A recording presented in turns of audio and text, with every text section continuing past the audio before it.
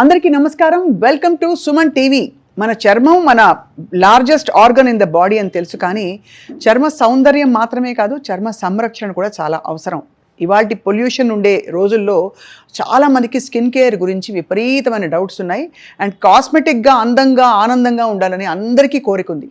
కానీ 27 ఏళ్ల క్రితమే మనకి ఇవన్నీ తెలియనప్పుడే ఈ ప్రొసీజర్స్ని ప్రవేశపెడుతూ కాస్మెటిక్ డర్మటాలజీలో ఎస్థెటిక్స్లో స్పెషలైజ్ చేసి చూడ్డానికి చాలా దారుణమైన పరిస్థితుల్లో ఉండే చాలా డిప్రెసింగ్ కండిషన్స్ నుంచి విముక్తి కల్పిస్తూ అందం కేవలం అందం మాత్రమే కాదు, చర్మానికి ఆరోగ్యం కూడా ప్రసాదిస్తూ వారి ప్రయాణాన్ని కొనసాగించారు డాక్టర్ శైలజ సూరపనేని గారు. Cosmetic dermatologist. వరల్డ్ ఎక్స్పోజర్ తోటి ఇప్పటి వరకు దగ్గర 3 లక్షల మంది పేషెంట్లకి వైద్యం చేయడమే కాకుండా ఎన్నో ఇంకా చాలా విషయాలు ఆగిపోయాయి వాళ్ళ లైఫ్లో అనే పరిస్థితుల నుంచి విముక్తి కల్పించి తన జీవితాన్ని ప్రయాణాన్ని సార్థకంగా చేసుకుంటున్నారు. మన టాప్ డాక్టర్ సిరీస్లో one of the most well known cosmetic dermatologist and aestheticians doctor Shailaja Surapaneni garu. Ma'am నమస్కారం, వెల్కమ్ టు సుమన్ టీవీ. నమస్కారం అండి.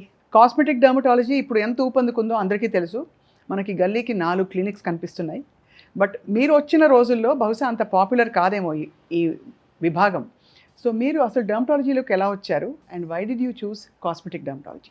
డర్మటాలజీ అనేది ఏంటంటే, ఫస్ట్ నాకు అసలు డర్మటాలజీ అనేది నా ఫీల్డ్ ఆఫ్ ఇంట్రెస్ట్ కాదు. నిజంగా చెప్పాలంటే నాకు I use to like gynaecology so well. నాకు చాలా ఇష్టం గైనకాలజీ అంటే. ఎంత ఇష్టం అంటే ఒక ఎస్పెషలీ అబ్స్ట్రిషన్ అవ్వాలని నాకు కోరిక ఉండేది. ఎందుకంటే చిన్న బేబీ పుట్టంగానే నాకు అసలు I want to feel that అనమాట, హ్యాపీనెస్ అదంతా. కాకపోతే ఏంటంటే పెళ్ళయిన తర్వాత మనకి కొన్ని బాధ్యతలు ఉంటాయి, కొన్ని బరువులు బాధ్యతలు అన్నీ ఉంటాయి. సో మా హస్బెండ్ వచ్చి ప్లాస్టిక్ సర్జన్. ఓ వావ్. సో ప్లాస్టిక్ సర్జన్ అయినప్పుడు అప్పటికి నేను ఇంకా పీజీ చేయలేదు. సో మా ఇద్దరి మధ్యలో డిస్కషన్ ఉండేది, ఏం చేయాలి. నేనేమో గైనకాలజీ అంటే స్టఫ్ అంటే నేను బిజీ అవుతాను, నువ్వు బిజీ అయితే ఇట్స్ కష్టం, నైట్ టైమ్స్ వెళ్ళాల్సి వస్తుంది, పిల్లల్ని ఎవరు టేక్ కేర్ చేస్తారు, it's better to do dermatology అన్నారు. ఇష్టంగానే ఒప్పుకున్నాను. కానీ బట్ తర్వాత జాయిన్ అయిన తర్వాత చాలా విపరీతంగా నచ్చింది డర్మటాలజీ. అన్న తర్వాత ఎక్కడ చేయాలి, ఎలా చేయాలి, ఏంటి అనేది అనిపించింది. సో తర్వాత ఈయన plastic surgeon, he wants to do cosmetic aesthetic surgery అనమాట. లావుగా ఉన్న వాళ్ళని ఎక్కడైనా ఫ్యాట్ ఎక్కువగా ఉంటే దాన్ని తీసేయడము, ఫేస్ లిఫ్ట్లు, ముక్కు సరి చేయటాలు, ఇలాంటివి కాస్మెటిక్ సర్జరీస్ అనమాట. సో అది Brazil is the cosmetic hub. So Rio is the cosmetic hub అనమాట. సో అప్పుడు డాక్టర్ పితంగి అని మంచి వరల్డ్ నోన్ కాస్మెటిక్ సర్జన్ ఉండేవారు ఆయన. డాక్టర్ పితంగి దగ్గర ఎగ్జామ్ రాసి ఎగ్జామ్లో క్వాలిఫై అయితే అక్కడ సీట్ ఇచ్చేవారు అనమాట. సో వరల్డ్ అంతటి నుంచి వచ్చేవారు. మొత్తం మీద ఒక 8 ప్లాస్టిక్ సర్జన్స్ని సెలెక్ట్ చేసుకునేవారు అనమాట ట్రైనింగ్. సో అలాగే అక్కడ రియోలో డాక్టర్ అజూలా అని ఉన్నారు, సంతకాజాలు. సో డాక్టర్ అజూలా అంటే ఆయన డర్మటాలజీ పుస్తకం రాశారు, ఆయన author. So senior most dermatologist అనమాట. వాళ్ళ అబ్బాయి కోడలు డర్మటాలజిస్ట్, కూతురు అందరూ ఫ్యామిలీ ఆఫ్ డర్మటాలజిస్టులు అనమాట. ఆయన సీనియర్ మోస్ట్ ఇన్ రియో, బ్రెజిల్లోనే ఈజ్ పాపులర్. సో సంతకాజానే, ఆయన కూడా సంతకాజా, డాక్టర్ పితంగి కూడా సంతకాజా అనేది ఇట్స్ కైండ్ ఆఫ్ ఇన్స్టిట్యూట్. మనకి నిమ్స్ ఎలాగో అక్కడ సంతకాజా అలాగనమాట. సో అక్కడే జాయిన్ అవ్వాలి అంటే కనుక should write the exam, entrance test ఉంటుంది. సో ఆ ఎంట్రన్స్ టెస్ట్లో నువ్వు క్వాలిఫై అయితేనే దే టేక్ యూ అనమాట. సో దానికి ముందు మనం లాంగ్వేజ్ నేర్చుకుని ఒక 1 year దానికి ప్రిపేర్ అయ్యి రాసి ఎగ్జామ్ పాస్ అయ్యి క్వాలిఫై అయ్యి మనం సంతకాజాలో జాయిన్ అవుతాం. Wow. So you basically learned what language, ma'am? Portuguese. I can speak Portuguese. Wow, wonderful. So అలాగా అక్కడ 3 years డర్మటాలజీ కోర్స్ చేసిన తర్వాత అదే సంతకాజాలోనే ఎస్థెటిక్ కోర్స్ ఉంది, అది ఒక 2 years ఎస్థెటిక్ మెడిసిన్ చేసి then I came back to India అనమాట. అప్పటి నుంచి స్టార్ట్ చేసి 2003 నుంచి స్టార్టెడ్ మై ప్రాక్టీస్. సో అక్కడి నుంచి 2003 నుంచి ఇప్పటి వరకు చేస్తూనే ఉన్నాను. చాలా ఎంత లవ్లీ జర్నీ అండి. అంటే బహుశా ఈ కోరికని అందరం మనం డినై చేస్తాం, కానీ అందరికీ అందంగా కనిపించాలని ఒక తపన ఉంటుంది కదండి, గర్ల్స్ బాయ్స్ మెన్ విమెన్ అందరికీ. కొంతమంది కనిపిస్తారు, కొంతమంది కనిపించరు. కొంతమంది చాలా ఇదిగా చెప్తారు, అబ్బా ఏముంది బ్యూటీ అనేది ఏముంది, అది అంత పెద్ద మనసును చూడంటారు, పైగా చూడండి అంటారు. కానీ ఎవరికైనా కూడా అది లోపల అనేది ఉంటుంది. అందంగా కనిపించాలని ఎవరికి ఉండదు చెప్పండి, ఎవరికైనా ఉంటుంది. కాకపోతే ఏంటంటే అది ఎక్కువ అవ్వకూడదు, కరెక్ట్, అది ఉండాలి. ఒక థిన్ లైన్ ఉంటుంది, ఆ లైన్ని మనం క్రాస్ చేయకూడదు.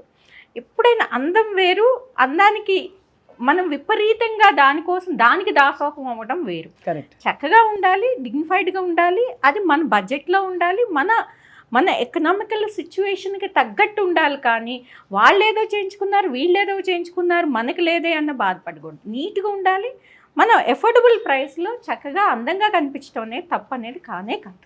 Yes ma'am. మీరు చేసే ప్రొసీజర్స్ అన్నీ ఏంటి మ్యామ్? ఇప్పుడు అంటే మీరు బ్రెజిల్లో ఎస్థెటిక్స్ చదువుకున్నారు, అంతకుముందు కాస్మెటిక్ డర్మటాలజీ మీరు చేశారు కాబట్టి what are all the procedures that you do at your clinic now?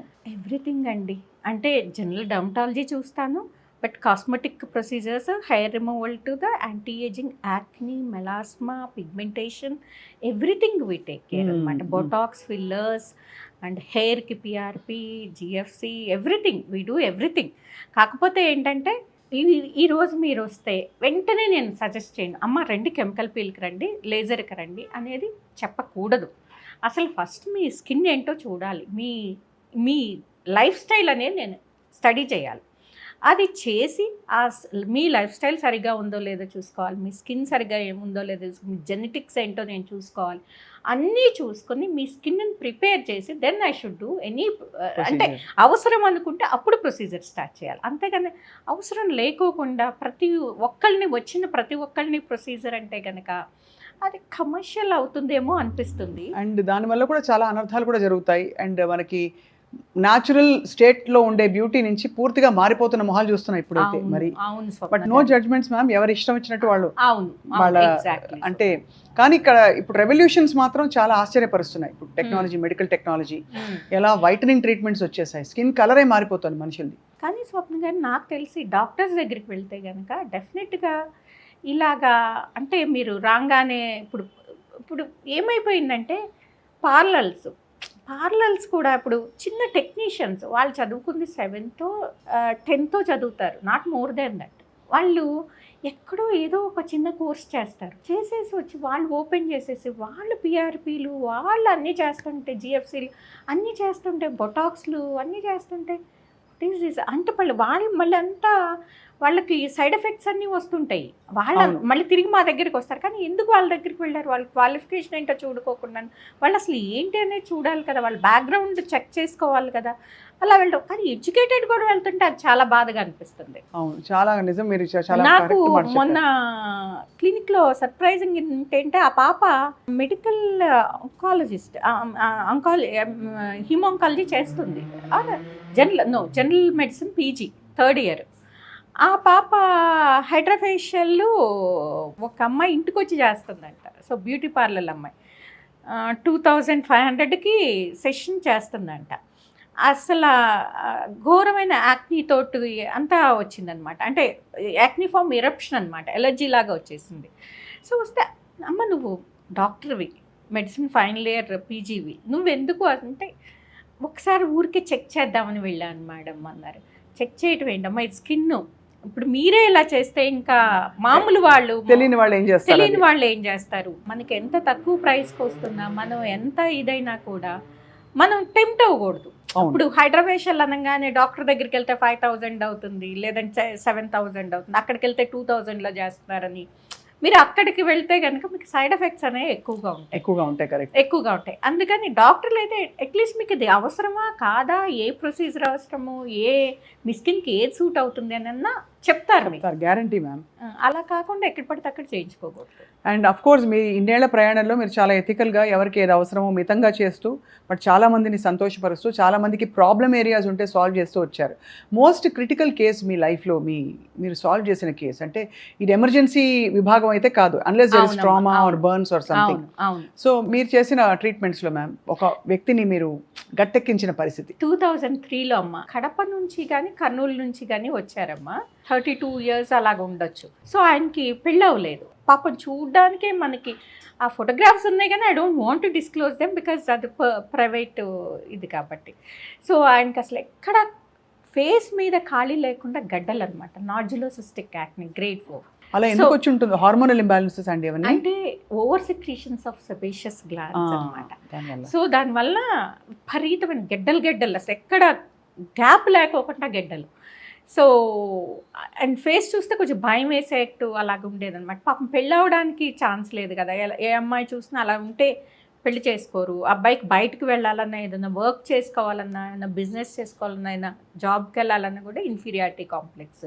ప్రతి ఒక్కళ్ళు ఇదిగో ఏం తింటున్నావు నువ్వు, అదాపు ఇదాపు అనేవారు. పాపం ఆయన మజ్జిగన్నం, ఓన్లీ మజ్జిగన్నం తిని 2 years ఉన్నారు. సో అయినా కూడా అది తగ్గలేదు. లోపల నుంచి సెక్రీషన్స్ని కంట్రోల్ చేయాలి కదా. సో దానికి నాకు ఓరల్ ఐసోటెట్నాయిన్ ఇచ్చి నేను తగ్గించాను. ఆయనకి అలాగా 8 months పట్టింది తగ్గడానికి. పూర్తిగా తగ్గిపోయింది. Only scars మిగిలినాయి. స్కార్స్కి మళ్ళీ దానికి మేము డర్మబ్రేషన్ చేసాం, సర్జికల్ డర్మబ్రేషన్ చేసి తగ్గించాక ఈజ్ సో హ్యాపీ. అంటే స్కార్స్ పూర్తిగా కాకపోయినా ఒక 50, యాక్నీ అయితే గడ్డలు అయితే పూర్తిగా పోయినాయి, స్కార్స్ అయితే కనుక 50% పోయినాయి అనమాట. పోయిన తర్వాత హీ సో హ్యాపీ. పెళ్ళి అయింది, హీ సో హ్యాపీ. ఇప్పటికీ కూడా మళ్ళీ ఆయనకి ఆ కండిషన్ రాకుండా కూడా మళ్ళీ రాలేదమ్మా, లక్కీలీ మళ్ళీ రాలేదు. బికాస్ నేను బాగానే ఎక్కువ టైమే ఇచ్చాను, ఎక్కువ డోస్ ఇచ్చాను ఓరల్ ఐసోట్రిక్నాయిన్ ఇవ్వడం మూలాన ఏంటంటే ఆ గ్లాండ్స్ అన్ని కంట్రోల్ అయిపోయి మొత్తానికి ఆ సీబమ్ సెక్రీషన్ ఆగి తర్వాత క్రీమ్స్ తోటి హీఈస్ మెయింటైనింగ్, హీఈస్ ఫైన్. చాలా గ్రేట్ ఇదండి. అతను పెళ్ళయింది, మీరు హ్యాపీగా అనిపిస్తుంది. అంటే చాలా మంది పేషెంట్స్ వచ్చి ఫుల్ హెయిర్ గ్రోత్ వస్తారు, ఆ లేజర్తో తగ్గిన తర్వాత, హెయిర్ తగ్గిన తర్వాత, అలాగే యాక్నితో కొంతమంది మెలాస్మాతో వస్తారు, అది తగ్గిన తర్వాత వాళ్ళకు ఉండే హ్యాపీనెస్. వాళ్ళు వచ్చి డాక్టర్ గారు మీ మూలాన్ని మాకు ఒక లైఫ్ వచ్చినట్టు అయింది. వాళ్ళకు ఉండే మెంటల్ ట్రామా ఉంటుంది కదమ్మా, ఎవరో ఒకళ్ళు ఏదో ఒకటి అంటుంటారు, కాన్ఫిడెన్స్ అనేది తగ్గుతుంది. ఇంతకు ముందు రోజుల్లో ఏంటంటే మన అమ్మమ్మ వాళ్ళ రోజుల్లో వాళ్ళకి ఇలాంటి ప్రాబ్లం ఉన్నా వాళ్ళు ఎక్కడికి సోషలైజింగ్ అనేది ఉండేది కాదు వాళ్ళకి. అవును, వాళ్ళకి అందుకని ఈ ప్రాబ్లమ్స్ లేవు. ఇప్పుడు ప్రతి ఒక్కళ్ళము బయటకు వెళ్ళాల్సి వస్తుంది, చదువుకుంటున్నాము, జాబ్స్ చేస్తున్నాము, సోషలైజింగ్ ఎక్కువైంది, పిఆర్ ఎక్కువైంది. సో ఇలాంటప్పుడు ఏంటంటే అది స్ట్రెస్ అనేది మనకి ఇంకా ఎక్కువ అవుతుంది. సో వెనకటి రోజుల్లో అంటే అది వేరు. వెనకటి రోజుల్లో యాక్నీ రాలేదా, తగ్గలేదా అంటే వాళ్ళు ఉన్న లైఫ్ స్టైల్. వాళ్ళు ఎప్పుడమ్మా జంక్ ఫుడ్ ఎప్పుడు తిన్నారు? వాళ్ళు బయట నుంచి స్విగ్గీ ఆర్డర్లు వచ్చినాయా, జొమాటో ఆర్డర్లు వచ్చినాయి, ఏమొచ్చినాయి? ఇప్పుడు చూడండి ప్రతి ఇంట్లోని వండుకునే తక్కువ, స్విగ్గీ మీద, జొమాటో మీద. హెల్దీ లైఫ్ స్టైల్ అనేది ఒక్క ఇంట్లో ఉందా చెప్పండి? హెల్దీ లైఫ్ స్టైల్ లేదు, ఎక్సర్సైజ్ లేదు, ఫుడ్ అనేది అసలు ఇంట్లో వండుకోవడం అనేది మొక్కుబడి అయిపోయింది. ఇండియా అంత హెల్దీగా ఉండేది ఒక టైంలో, ఇప్పుడు ఎందుకు అన్హెల్దీగా మారిపోయిందంటే మీరు ఏం చెప్తారు మ్యామ్? వెరీ అన్ఫార్చునేట్ అమ్మా. ఎందుకంటే మెయిన్ ఉమెన్ ఇంతకు ముందు ఇంట్లో ఉండి మొత్తం అంతా టేక్ కేర్ చేసుకునేవారు, ఫుడ్ దగ్గర నుంచి అంతా. ఉమెన్ దగ్గర అంత డబ్బులు కూడా ఉండే కాదు, అంటే ఇంత అవైలబిలిటీ కూడా, ఫుడ్ అవైలబిలిటీ కూడా, ఇన్ని రెస్టారెంట్స్ ఇంత ఇది కూడా ఉండేది కాదు. సో బయటకు వెళ్ళడం కూడా తక్కువ. సో పొదుపు కూడా ఎక్కువ చేసేవారు, ఎందుకంటే మనీ తక్కువ ఉండేది కాబట్టి. సో పొదుపు చేసి ఇంట్లోనే హెల్దీగా ఉండి మన తోటలో పండిని, మన పెరట్లో పండిన వాటితో ఎక్కువ ఆకుకూరలు, ఆనపకాయలు, పొట్లకాయలు, ఏ ఒకటి పక్కింట్లో పండినయో మన ఇంట్లో పండినయో షేర్ చేసుకునేవారు. సో చక్కగా ఇంట్లో ఫుడ్ హెల్దీగా కుక్ చేసుకునేవారు. దంపుడు బియ్యం చక్కగా దంచుకొని, B12 ఏ డెఫిషియన్సీస్ ఉండేవి కాదు. మంచి ప్రోటీన్ చక్కగా దాల్స్ అన్నీ మనకి పొలంలోనే పండాయి, కందిపప్పు, పెసరపప్పు అన్నీ చక్కగా తెచ్చుకునేవారు, వండుకునేవారు. రోజు దాల్ ముద్దపప్పుతో సహా అన్నీ చక్కగా మంచి healthy food. Green leaves, vegetables, fresh vegetables, fresh fruits, జాంకాయలు అన్నీ చక్కగా సీజనల్గా. ఏ సీతాఫలం పండితే సీతాఫలం, జాంకాయ పండితే జాంకాయ, మామిడికాయ పండితే మామిడికాయ చక్కగా కోసుకుని ఇంట్లో పుచ్చకాయలు పండించుకునేవారు. చక్కగా హెల్దీగా ఫ్రూట్స్, వెజిటబుల్స్ అన్నీ చక్కగా తీసుకునేవారు. ఇలాగ B12 డెఫిషియన్సీస్ ఉండేవి కాదు. మన ఇంట్లోనే కోళ్ళను పెంచుకునేవారు, గుడ్లు తినేవారు. సో అంత చక్కగా అంత హెల్దీ ఫుడ్ ఉండేది. ఇప్పుడు ఎక్కడ తింటున్నాము? ఇప్పుడు ఆయిల్స్ అన్నీ మారిపోయినాయి, ఇవన్నీ మారిపోయినాయి. పాలు, పెరుగులు అన్నీ కూడా అప్పట్లో ఇప్పుడు పాలు తాగుతున్నాం అమ్మ. ఇప్పుడు పాలల్లో ఎంత ఉంది చెప్పండి, హార్మోన్స్ అన్నీ ఇంజెక్ట్ చేస్తున్నారు కదా, మిల్క్ ప్రొడక్షన్ కోసం స్టెరాయిడ్ ఇంజెక్ట్ చేస్తున్నారు, హార్మోన్స్ ఇంజెక్ట్ చేస్తున్నారు. మనం తాగే పాలన్నీ కూడా అలాంటివే కదా. సో అలాంటివి తాగితే ఉపయోగమే ఉంది, అలాంటి పెరుగులు తింటే ఉపయోగమే ఉంది. మనకి అప్పట్లో ఏంటి, మన ఇంట్లో దానానే పెట్టుకునేవాళ్ళం. మన తోటలో గడ్డే తినేది, మన తోటలో ఉండే పచ్చగడ్డి అవే తినేసి వచ్చేవి. సో దానివల్ల ఏమిటి, ఉలవలు ఉడకపెట్టి పెట్టేవారు వాటికి, అంతేగాని ఇలాగా హార్మోన్స్ ఇంజెక్ట్ చేసేవాళ్ళు కాదు, స్టెరాయిడ్ ఇంజెక్ట్ చేసేవాళ్ళు కాదు. అందుకని పాలు హెల్దీగా ఉండేవి, పెరుగు హెల్దీగా ఉండేది, ప్రాబ్లమ్స్ కూడా తక్కువ వచ్చాయి. ఇప్పుడు మన బిజీ లైఫ్ స్టైల్లో మన ఈ అవైలబిలిటీ రెస్టారెంట్స్ వీటి కల్చర్ పెరిగిపోయి సో ఇంట్లో వండడం అనేది తక్కువైపోయింది. ఇప్పుడు కూడా ఇంట్లో కొంతమంది ఉంటారు, వెరీ లెస్ పర్సెంటేజ్ అనమాట, చక్కగా హెల్దీ డైట్ తింటారు. హెల్దీ డైట్ చాలా it makes lot of difference. మనం తినే డైట్ అనేది చాలా ఇంపార్టెంట్. హెల్దీ డైట్ ఏంటంటే మనం చక్కగా ప్రొద్దున్నే కూడా మన నిమ్మకాయ వాటరు, లేదంటే జీరా వాటరు, వాము వాటర్ ఇలాంటివి తీసుకొని, బ్రేక్ఫాస్ట్కి కూడా ఎగ్స్, తర్వాత ఫ్రూట్స్ ఇలాంటివి తీసుకొని, ఎగ్స్ అనేది చాలా చాలా ఇంపార్టెంట్. ప్రోటీన్ అనేది చాలా ఇంపార్టెంట్ అమ్మ. ప్రోటీన్ వెజిటబుల్ ప్రోటీన్ ఉన్నామని, యానిమల్ ప్రోటీన్ ఉన్నామని. వెజిటబుల్ ప్రోటీన్ అంటే మనకు వెజిటేరియన్స్కి ఏం ప్రోటీన్ ఉంటుంది అంటారు, అది తప్పు. వెజిటేరియన్స్లో కూడా చాలా మంచి ప్రోటీన్ ఉంటుంది. ఎన్ని దాల్స్ ఉన్నాయి మనకి, ఎన్ని లెంటిల్స్, చక్కగా కందిపప్పు, పెసరపప్పు, మినప్పప్పు, రాజ్మా అంతా కదా. అంటే కార్బ్స్ ఉన్న ప్రోటీన్ కూడా ఉంటుంది కదా, కాంప్లెక్స్ కార్బ్స్ కాదు కదా అవి మంచిదే కదా. తర్వాత మనకి సోయా, ఇన్ని రకాలు ఉన్నాయి కదా, పన్నీరు, టోఫు, ఎంత ఉన్నాయి చెప్పండి, ఇన్ని రకాల. దీంట్లో ప్రోటీన్ మనకి ఏం తక్కువ అవుతుంది వెజిటేరియన్స్లో. చక్కగా ప్రోటీన్ తీసుకొని మీరు ఆ బియ్యంలో కూడా దంపుడు బియ్యం తింటే కనుక ఇంత మీకు ఇన్సులిన్ స్పైక్ అనేది ఇంత ఉండదు. అది తీసుకుని ఎక్కువ కూర తీసుకుని చక్కగా ఇలా తీసుకుంటే కనుక ఎంత మంచిది. అలాగే ఫైబర్ ఎంత అవసరం మనకి. ఫైబర్ మనకి అన్ని వెజిటబుల్స్లో ఉంది. మన ఆల్ కలర్డ్ వెజిటబుల్స్ అన్నీ మంచివి. క్యారెట్, బీట్రూట్లు, గ్రీన్ లీవ్స్ మనకి. సో ఇదివరకు హెల్దీగా ఉండే ఇండియాలో ఇవన్నీ సహజంగా జరిగిపోయేవి. ఇప్పుడు మనం అన్హెల్దీ ఎందుకు అయ్యామంటే ఇవన్నీ సహజంగా చేయడం లేదు. అలాగే సీడ్స్, నట్స్ కదా, ఒమేగా 3 ఫ్యాటీ యాసిడ్స్కి ఇవన్నీ కూడా ఇన్ని పెట్టుకుని మనం ఇవన్నీ ఎక్స్పెన్సివ్ కాదు కదా. ఇప్పుడు నేనేం మిమ్మల్ని బ్రాక్లీ తినమంటలేదు, నేనేం మిమ్మల్ని బ్లూబెర్రీస్ అసలు అవన్నీ నాన్ సెన్స్. వాషింగ్టన్ యాపిల్ అంటారు, ఆ యాపిల్ అంటారు, ఇక్కడ ప్లమ్స్ అంటారు, అవన్నీ ఎందుకమ్మా అవి ఎక్కడి నుంచో వచ్చినవి. అవి ఎన్నో రోజులు ఎంతో ప్రిజర్వేటివ్స్ వేస్తారు, ఎన్నో రోజుల నుంచి. అట్లా ఇంకేముంటాయి, ఏం మిగలవు. మన ఫ్యాన్సీ ఇదే కానీ చక్కగా మన దేశంలో పండేవి చక్కగా మనం తింటే బాగుంటాయి కదా, మంచిది కూడా ఆరోగ్యానికి. అలా కాకుండా మన జాంకాయని ఎంత చిన్న చూపు చేస్తాం, మన అరటిపండుని ఎంత మనకుండే, మన ఫ్రూట్స్ మనకు ఉన్నాయి కదా, మన చక్క అన్ని సీజనల్ ఫ్రూట్స్, సీతాఫలం, మ్యాంగో, పనస అన్నీ ఉన్నాయి కదా, ఎంత మంచి ఫ్రూట్స్ ఉన్నాయి. మన సీజనల్ ఫ్రూట్స్, మన సీజనల్ వెజిటబుల్స్ ఇవన్నీ మనం తీసుకుంటే మనకి గట్కి మంచిది, మన హెల్త్కి మంచిది, మన స్కిన్కి, హెయిర్కి, ప్రతి దానికి మంచిది. ఇవన్నీ వదిలేసి మనం జంక్స్ మీద ఉంటే వాళ్ళు ఏం చేస్తారు, అవన్నీ అన్హెల్దీ కదా. అవును, అవన్నీ కాకుండా మనం ఇంట్లో చేసుకుని తింటే ఎనీ డే. నేను అలానే మన క్రేవింగ్స్ ఆపుకోమంటలేదు, తినాలి. ఎప్పుడు 2 వీక్స్కి ఒకసారి, మంత్లీ 2 తింటే కనుక ఇట్స్ ఓకే, కానీ but not everyday. Sugar is very dangerous అమ్మ. మనిషి 100 ఏళ్ళు బ్రతకాలంటే, లాంగ్ లైఫ్, చాలా హాయిగా బ్రతకాలంటే ఏం చేయాలి మ్యామ్? ప్రశాంతంగా మన తాతగారు అందరూ బతికేశారు కదమ్మా. వాళ్ళు ఎలా బతికారు? బ్యాలెన్స్. వాళ్ళకి ఏంటి, పిచ్చి ఫోన్లు లేవు, పిచ్చి సోషల్ మీడియా లేదు, ఈ స్ట్రెస్, పనికిమాలిన స్ట్రెస్ లేదు. అవును, మనకి ప్రొద్దున్నే లెగ్గవడమే ఫోన్ తీస్తున్నారు, సోషల్ మీడియాకి వెళ్తున్నారు, రాత్రి సాయంత్రం నిద్రపోయే వరకు కూడా సోషల్ మీడియాలోనే ఉంటున్నారు. ఇంకా వాళ్ళకి ఎక్కడ మనశ్శాంతి ఉంటుంది? ఉండదు కదా. వాళ్ళు ఎలా బతుకుతారు? 100 years బతకరు కదా. బతికినా హెల్దీగా బతకరు కదా. మందులతో బతికినా వాళ్ళు హెల్దీగా, హ్యాపీగా బతకరు కదా. అవును. మందులతో అయితే ఈడుస్తారు, కాకపోతే అది క్వాలిటీ లైఫ్ కాదు కదా. క్వాలిటీ లైఫ్ అంటే ఏంటన్నమ్మా, మనం ప్రశాంతంగా హెల్దీ ఫుడ్ తింటా, మంచి ఎక్సర్సైజ్, చక్కటి ప్రతిరోజు ఎక్సర్సైజ్ చేయాలి కంపల్సరీగా. 1/2 hour to 1 hour మనకి తోచిన ఎక్సర్సైజ్ మనం చేయాలి. ఇప్పుడు స్ట్రెంగ్త్ ట్రైనింగ్ ఇవన్నీ అంటున్నాం, మనం ఇల్లు ఉడ్చుకోవటం, తడిగుడ్డ పెట్టుకోవటం, బట్టలు ఉతకడం, ఇవన్నీ స్ట్రెంగ్త్ ట్రైనింగ్లే కదా. అవును, ఇవన్నీ మానేస్తున్నాం. ఎఫర్ట్ చేయగలిగిన వాళ్ళు జిమ్కి వెళ్ళి స్ట్రెంగ్త్ ట్రైనింగ్ చేయడంలో తప్పులేదు.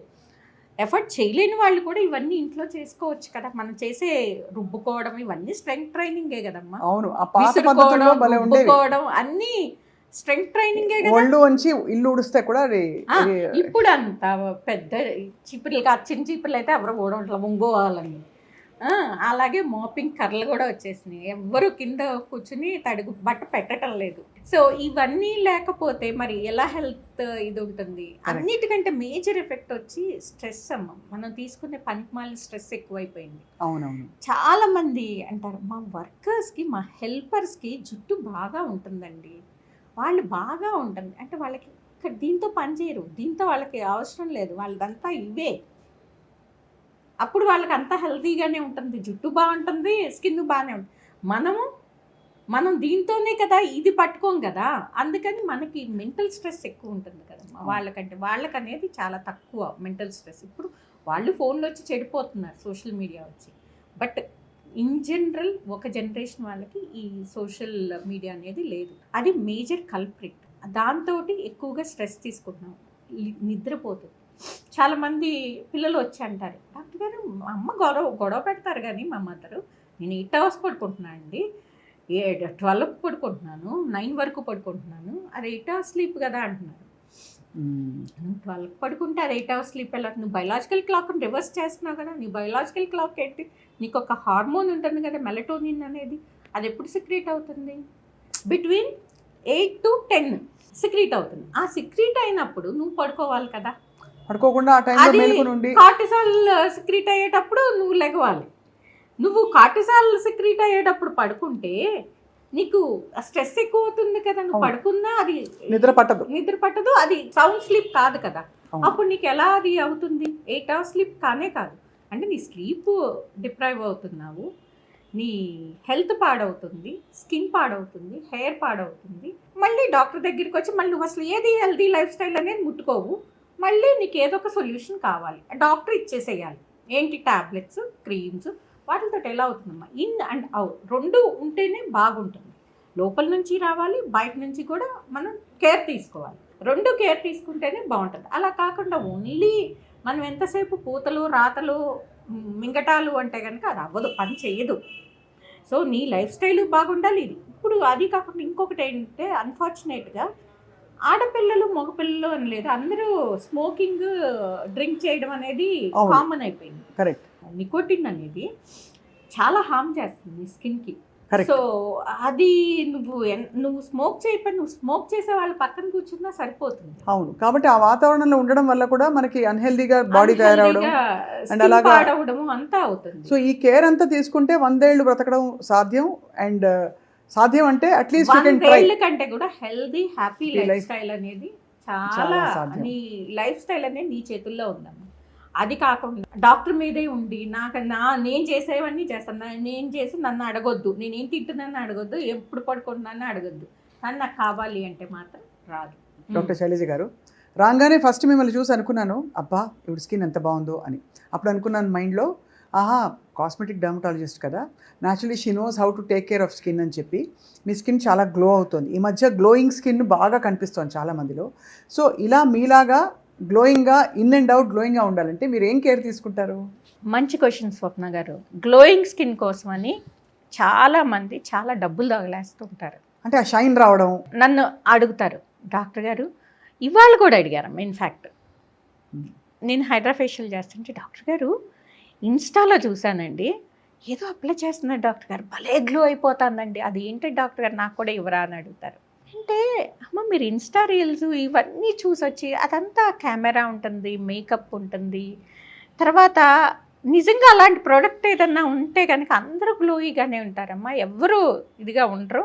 ఆ ప్రోడక్ట్ కొనుక్కొని రాసుకోలేరా? అందరూ రాసుకుంటారు కదా, అందరూ గ్లోగానే ఉంటారు కదా, అది కాదు కదా అంటారు. డాక్టర్ గారు ఫలానా హీరోయిన్ చాలా అందంగా గ్లో అయిపోతాడు, ఏం చేస్తాడు డాక్టర్ గారు అంటారు. వాళ్ళు కష్టపడినట్టు నువ్వు కష్టపడలేవమ్మా, వాళ్ళు చేసినట్టు నువ్వు చేయలేరు. ఎందుకంటే వాళ్ళు తీసుకునే డైట్ కాడి నుంచి వాళ్ళు కేర్ఫుల్గా తీసుకుంటారు. అవునా కాదా? వాళ్ళు షూటింగ్ స్కెడ్యూల్కి వెళ్ళినా వాళ్ళకి వచ్చేస్తుంది, వాళ్ళ ఫుడ్ ఏంటో వాళ్ళకి వస్తుంది. వాళ్ళు మనలాగా షుగర్స్ తినేయరు, మనలాగా ఏది పడితే అది తినేసేయరు. చాలా హెల్దీ, చాలా సాక్రిఫైస్ చేస్తారు వాళ్ళు ఫుడ్ దగ్గర. అవును అవును. అవునా కాదండి? వాళ్ళు అలా తినేస్తే అంత షుగర్లు, అంత కార్బోహైడ్రేట్లు అలా తినేసి అన్‌హెల్తీగా తింటే వాళ్ళు అసలు ఆ ఫీల్డ్‌కే పనికిరారు. కరెక్ట్. అవును. అవునా కాదా? అవును. అది గుర్తించరు. ఆళ్ళేదో పూసేసుకుంటున్నారు, ఏదో తాగేస్తున్నారు, ఏదో చేయించేసుకున్నారు, గ్లో అయిపోతున్నారు అనుకుంటారు. నెంబర్ 1 వాళ్ళ లైఫ్ స్టైల్. వాళ్ళు వాళ్ళకున్న తక్కువ టైంలో నిద్ర కూడా జాగ్రత్తగానే పోతారు వాళ్ళు. ఎక్సర్సైజ్ కంపల్సరీగా చేస్తారు. వాళ్ళు కాదు మ్యామ్, మీరు నేనైనా అమ్మ ఫుడ్ అనేది నాకు చాలా జాగ్రత్తగా తీసుకుంటాను. అంటే ఆయిలీ ఫుడ్ అది అవాయిడ్ చేసేస్తారా అంటే ఎట్లా? ఆయిలీ ఫుడ్ అంటే నేను టోటల్‌గా ఆయిలీ ఫుడ్ అవాయిడ్ చేయను. అంటే ఆయిల్ ఎక్కువ వేస్తే మాత్రం ఊరుకోను. మంత్‌కి 2 కిలోస్‌కి మించకూడదు మా ఇంట్లో ఆయిల్. ఎంతమందికి?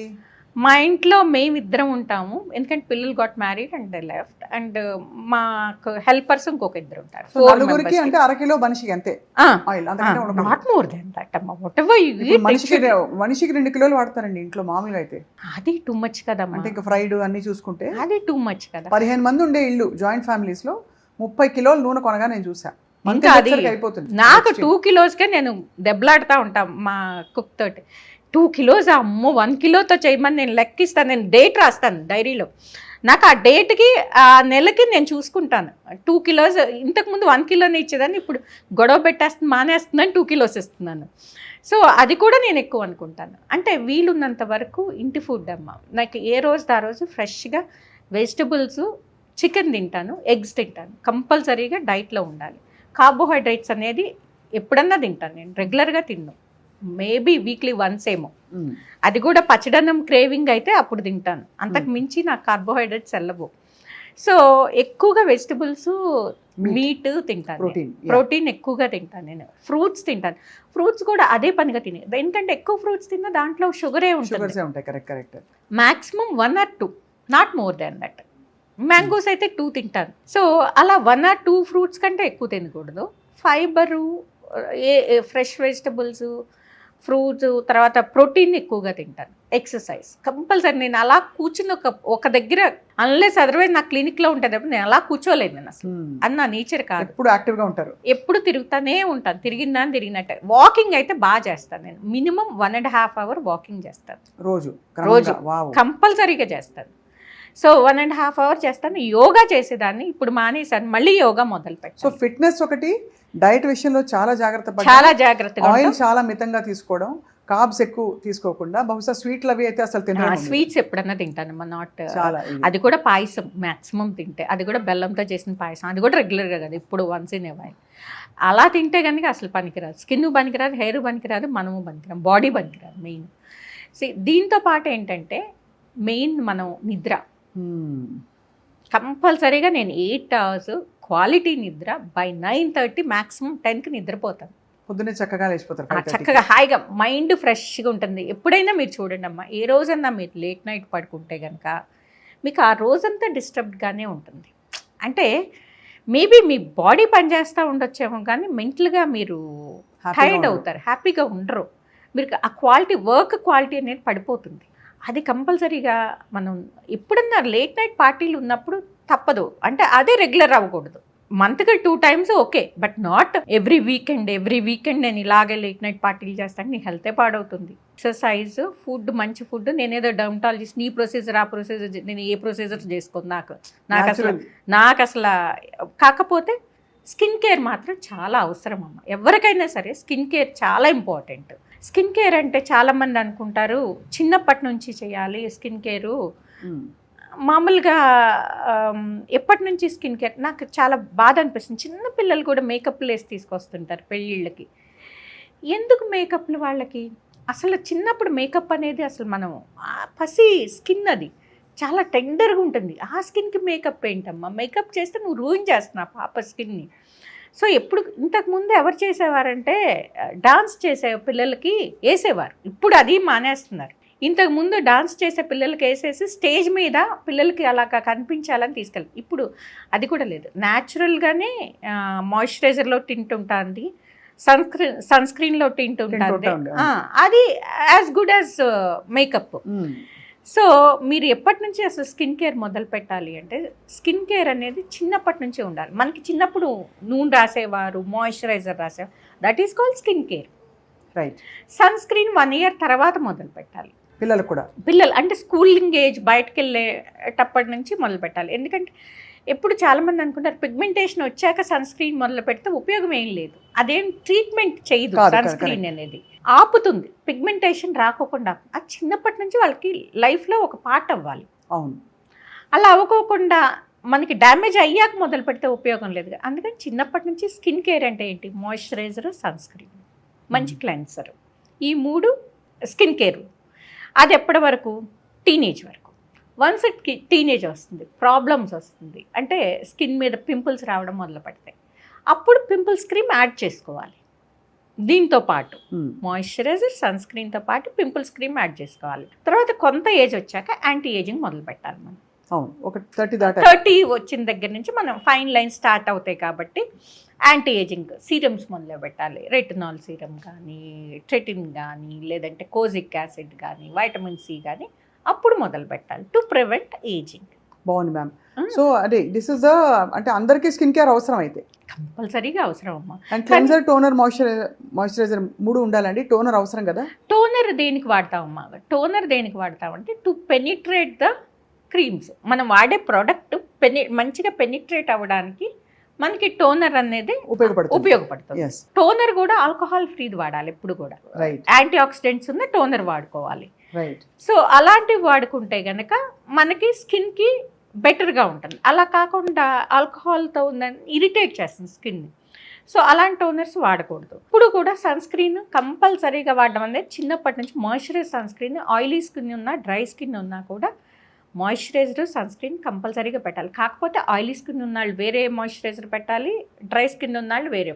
అలాగే సీజన్ బట్టి కూడా మార్చుకోవాలి ప్రొడక్ట్స్ అనేది. ఇలా వాడుకుంటా మనము ఏజ్ని బట్టి మన ప్రొడక్ట్స్ మార్చుకుంటా ఉంటే గనక మనకి ఎలాంటివి అవసరం. చర్మాన్ని సింపుల్ గా చెప్పాలంటే ఆరోగ్యాన్ని ప్రేమించుకోవాలి, చర్మాన్ని కూడా ప్రేమించుకోవాలి. మనం ప్రేమించుకోవాలి. మనం ప్రేమించుకుంటే ఆటోమేటిక్ గా అన్ని వస్తాయి. మ్యామ్ ఫైనలీ ఒక డెమో కోసం సన్ స్క్రీన్ ఎలా రాయాలంటే 2 ఫింగర్ మెథడ్ అంటారు అందరూ. ఎక్కడో చూశాను రీల్స్లోనే. ఇలాగే ఎలా రాస్తే బెస్ట్, సన్ స్క్రీన్ ఎప్పుడు రాయాలి? ముందు సీరం రాసేసి మాయిశ్చరైజర్ రాసి దాని మీద మేకప్ కూడా వేసిన తర్వాత వేస్తే మొత్తం అంతా జావ అయిపోతుంది. సో ఏం చేయాలి చెప్పండి మ్యామ్, ఎలా రాసుకోవాలి? సన్ స్క్రీన్ అనేది ఎప్పుడు కూడా చాలా మంది అనుకుంటారు 2 ఏళ్లతో రాయాలి, 1 ఏళ్లతో రాయాలి. ఏం అవసరం లేదు. మనం క్రీమ్ ఎలా రాసుకుంటామో చక్కగా పొదుపు అవసరం లేదమ్మా సన్ స్క్రీన్లో. ఓకేనా? చక్కగా సఫిషియంట్ ఇలా తీసుకుని ఎవరన్నా ఉన్నారా? నేను మీరు చెప్తుంటే నేను ఎవరికన్నా నేను చూపిస్తాను. ఇప్పుడు ఫేస్ అనుకోండి, ఇలాగా మీరు అన్ని చోట్ల ఇలా పెట్టుకుంటారు డాట్స్ లాగా. ఫేస్కి చెప్తున్నానండి నేను. ఇలా పెట్టుకుని ఇలాగా చక్కగా బాగా మర్జ్ అయ్యేటట్టు పెట్టుకోవాలి.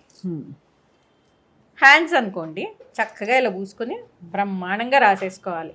కొంచెం ఇప్పుడు ఇలా ఉంది కదండి సన్ స్క్రీను, కొంచెం సేపటికి ఇదంతా ఏమీ కనిపించదు. చాలామంది ఏంటంటే ఇలా ఉంటుంది సన్ స్క్రీను, అందుకే మేము వాడము అని చెప్తుంటారు అన్నమాట. మనం ఇట్లా ఒక పొరలాగా కనిపిస్తుంది, అందుకే మేము ఇష్టపడము, రాయమంటారండి. ఇది కొంచెం డార్క్ స్కిన్ ఉన్న వాళ్ళలో ఇది కామన్ అనమాట. కాకపోతే ఏంటంటే కొంచెం సేపు ఉన్న తర్వాత చూడండి, ఒక 10 మినిట్స్ ఉన్న తర్వాత చక్కగా ఇంకిపోయి మామూలుగా అయిపోతుంది అనమాట. ఓకేనా? మనం ఇలా చూడంగానే మనం చాలా మంది ఏంటంటే డిస్కస్ చేసేసి సన్ స్క్రీన్స్ అసలు జిడ్డుగా ఉంటుంది, ఒక లేయర్లే పట్టేస్తుంది అంటారు. కానీ అది కొంచెం సేపటికి ఇదంతా మన స్కిన్ లో కలిసిపోతుంది అనమాట. అండ్ ఇలా ఎన్నిసార్లు రాయాలి మ్యామ్ రోజుకి? ఎవ్రీ 2 అవర్స్కి రీఅప్లై చేస్తుంటారు. ఓహో, ఎవ్రీ 2 అవర్స్. స్విమ్మింగ్కి ఎక్కువ తీసుకువెళ్ళినప్పుడు ఏమవుతుందంటే వాళ్ళకి నీళ్ళల్లో ఎక్కువసేపు ఉంటారనమాట. నీళ్ళల్లో ఉండటం మూలన తొందరగా సన్ స్క్రీన్ పోతుంది. ఎంత వాటర్ రెసిస్టెంట్ అయినా, ఎంత వాటర్ ప్రూఫ్. వాళ్ళు ఎవ్రీ 1 అవర్కి బయటకు వచ్చి రాసుకుని వెళ్ళడం అనేది చాలా మంచిది, అవసరం. సో బయట అలాగే స్పోర్ట్స్లో చాలా మంది ఉన్నారండి. స్పోర్ట్స్లో ఉన్న వాళ్ళు కూడా అంతే, ఎవ్రీ అవరు రాసుకుంటూ ఉంటుంటే కనుక వాళ్ళు సన్ స్క్రీన్ వాళ్ళకి ప్రొటెక్షన్ అనేది ఎక్కువ ఉంటుంది అన్నమాట.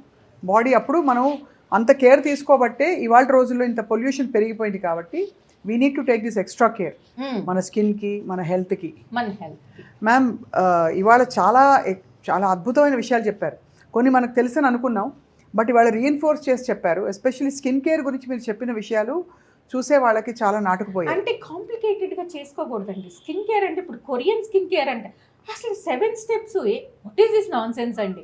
అలాగేమి అవ్వదు. మనం కొరియన్ స్కిన్ కేర్ అని మనం ఆన్లైన్లో చూసి ఆ కొరియన్ స్కిన్ అదే వచ్చి చెప్తారు, డాక్టర్ గారు కొరియన్ స్కిన్ కేర్ అంటండి, గ్లాసీ స్కిన్ వచ్చేస్తుంది.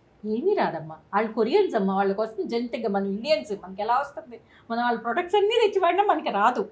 అది తెలుసుకో, బేసిక్ నాలెడ్జ్ ఉండాలి, అది తెలుసుకోవాలి. అది వాళ్ళకి జెనెటికల్గానే ఉంటుంది. అవును. ఇప్పుడు మనకి తెల్లవాళ్ళు ఉన్నారండి, వాళ్ళకి ఏంటి ఇక్కడంతా వాళ్ళకంతా యూనిఫామ్గా ఉంటుంది. ఇక్కడ మనకి మోకాళ్ళ దగ్గర మనకి కొంత డిస్కలరేషన్ ఉంటుంది, ఇక్కడికి ఉంటుంది, ఇక్కడికి ఉంటుంది. అది మన జెనెటిక్ నేచర్. అవును, అవునా కదా. చుట్టూతో నలుపు, ఫోర్ హెడ్ నలుపు, కళ్ళ కింద కొంచెం నలుపు అనేది అందరిలోనూ, కళ్ళ కింద కొద్దిగా నలుపు. మనని ఇలా చూస్తే ఆర్ యూ ఫ్రమ్ ఇండియా అని అడిగేవారు మమ్మల్ని మేము వెళ్ళినప్పుడు. సో మనం అనుకుంటే మనం ఇక్కడ ఉండాలనుకుంటే మనం భలే ఫెయిర్ అనుకునేదాన్ని. నేను ఫెయిర్, అక్కడికి వెళ్ళాక యూఆర్ ఇండియన్ అంటే నన్ను మా ఆయన్ని ఒకలానే ట్రీట్ చేసేవారు. అంటే ఈయనక్కడ కొంచెం నాకు మీద రంగు తక్కువే అనుకునేదాన్ని, కానీ అక్కడ మేము ఇద్దరం ఒకటే. మీరు రంగు తక్కువ కింద లెక్కే కాబట్టి అది మనం ఆ రియాలిటీలో ఉండాలని చెప్తున్నారు. రియాలిటీలో ఉండాలి.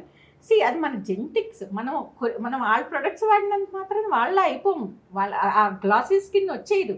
మరి ఎందుకు ఇవన్నీ స్కిన్ కేర్ అంటే నీట్గా డీసెంట్గా కొంచెం గ్లో రావడానికి మాత్రమే మనం మెయింటెనెన్స్కి. అంతేగాని మనం ఇంకొకళ్ళ మారిపోం. ఇప్పుడు ఫెయిర్ అండ్ లవ్లీ అడ్వర్టైజ్మెంట్ అలా అది చాలా దారుణమైన అడ్వర్టైజ్మెంట్, అసలు ఎవరో వాడకూడని ప్రోడక్ట్ అని నేను చెప్పాలి. ఎందుకంటే అది ఎంత బాడీ షేమింగ్ అమ్మా. అది ఒకళ్ళు నల్లగా ఉంటే ఏదో ఆపర్చునిటీస్ రాలేదని, అది వాడాక తెల్లగా అయితే ఆపర్చునిటీస్ వచ్చినాయి అని, అలాంటి అడ్వర్టైజ్మెంట్. ఆ ప్రోడక్ట్ కూడా 6 వారాల్లో పనిచేయదు కదా అస్సలు ఇట్స్ వెరీ బ్యాడ్ ప్రోడక్ట్. కానీ వాళ్ళకు దానికి ఉన్న అడ్వర్టైజ్మెంట్ దేనికి ఉండదు, దానికి ఉన్న డబ్బులు దేనికి రాదు. ఎందుకంటే ఇట్స్ అడ్వర్టైజ్మెంట్, ఫెయిర్నెస్ అడ్వర్టైజ్మెంట్. అంటే వాడంగానే వాళ్ళు ఫెయిర్గా అయిపోయి వాళ్ళకి జాబ్ వచ్చేసినట్టు, వాడంగానే వాళ్ళు ఫెయిర్గా అయిపోయి ఇంకెక్కడో ఉన్నట్టు అలా చూపిస్తుంటే పాపం టెంప్ట్ అవుతారు కదా, వాడతారు. కానీ అలాంటివి ఏది ఉండదు. అలాంటిది ఉంది అని చెప్తే అబద్ధం అన్నట్టు. ఇంకొకటి ఏంటంటే ఎక్కువగా నేను చెప్పాలనుకుంది, చాలామంది వరకు అది ఇన్స్టెంట్ ఫెయిర్నెస్ వచ్చేవన్నీ వాడకూడదు. చాలామంది బ్యూటీ పార్లర్లో లేబుల్ లేకోకుండా ఇస్తా ఉన్నారు క్రీమ్స్. దాని మీద లేబుల్ అనేది ఉండదు. 500కి 600కి మన దీన్ని బట్టి 2000 అమ్మేస్తారు. తెల్లగా yellowish-గా ఉండే క్రీమ్ అది. సో అది వాడేసేసి అది it's nothing but steroid cream. అది వాడితే కనుక మీకు ఏమవుతుందంటే ఇన్స్టెంట్గా ఫెయిర్ అవుతారు. దానివల్ల స్కిన్ ఎలా అవుతుంది, మన ఉల్లిపొరలాగా అయిపోతుంది.